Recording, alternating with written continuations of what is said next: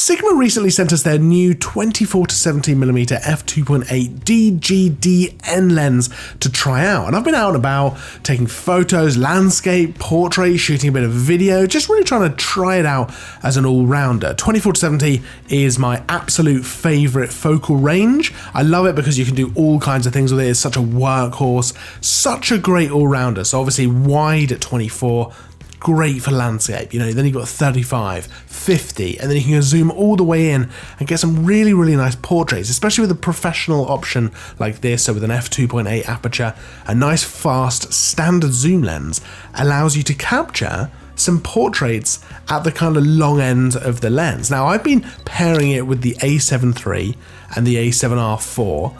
And with both of those, it works really well. It's a lovely, lovely setup. The A7 III is kind of my go-to camera for video and photos, my kind of hybrid shooting camera, but I wanted to test it with the A7R4 as well, just to see how it would handle the 61 megapixels. Now, one thing that is really interesting about this lens, it's very competitively priced versus other options. So for example, the Sony G Master lens, things like that. It's a very competitively priced option for pro shooters. And I think with the E-mount system, this works really, really well. Now let's talk a little bit about the image quality of the actual lens. So like I say, shooting with the A7 III, shooting with the A7R4, it handled that higher res, the 61 megapixels, with absolutely no issues. It was nice and sharp, even wide open, even at f2.8, and right out to the corners, to be honest. It was nice and sharp, with only really a little bit of drop off right at the edges, and stopping down just a little bit to f4 gives you an incredibly sharp image. Now, the images also seem to have lovely contrast to them, as well as beautiful color rendition. I was really impressed actually with the colors that I was getting. Even shooting into the sun, I was still getting lovely colors in the grass, in the sea, in the sky. Really, really impressed by that.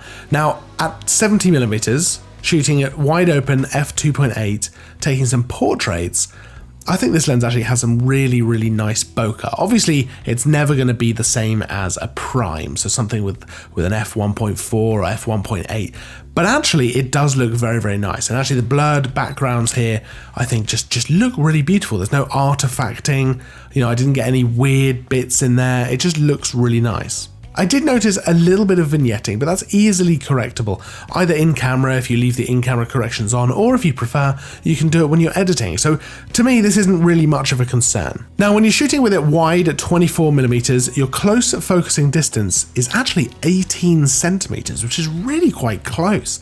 It lets you get really, really close into subjects. And then at 70mm, obviously that close focusing distance goes up a bit. There's 38 centimeters, which is still pretty good. It allows you to get some slightly different kind of images that you might not be able to get with other lenses. But this focal range is not just great for photos, of course it's good for video as well. Again, it's a standard kind of fast zoom lens, exactly the kind of thing I would use for shooting pretty much all video. It allows you to be very flexible and versatile with the kind of stuff that you go for. And something that I really liked about this lens in terms of video is it doesn't seem to suffer from any focus breathing issues at all, which is really big. That's a big thing for video shooters. That's going to be really important, and it kind of sets this lens a little bit apart maybe from other zoom lenses that are available. The actual build of the lens is very nice as well. I know this isn't one of the bigger things it's important to look for in a lens, but the actual design is really sleek and just good looking. It looks nice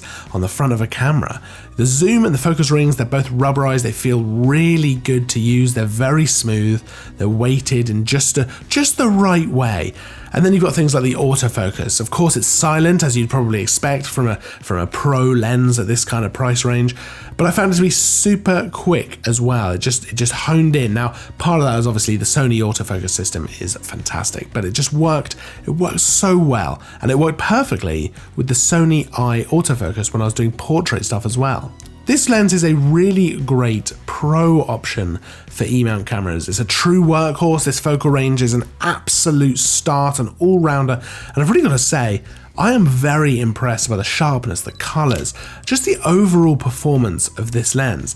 And it's coming in at that significantly kind of competitive price for this market, for this E-mount market. You know, we consider some of the options it'd be going up against, something which matters as well when choosing a lens like this. It's always lovely with a 24-70 f2.8 to just be able to switch it up from shooting maybe wider at 24-35mm for landscapes and then immediately turn around, go into 70mm and just take a great portrait. You know, that's the versatility and the flexibility that this kind of thing affords you.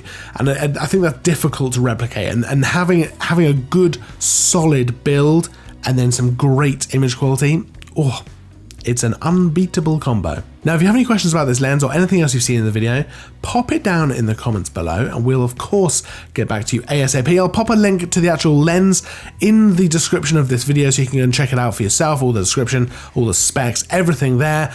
Of course, don't forget to like and subscribe if you enjoyed this video. There's loads of stuff all the time. I will see you in the next video. And as always, thanks for watching.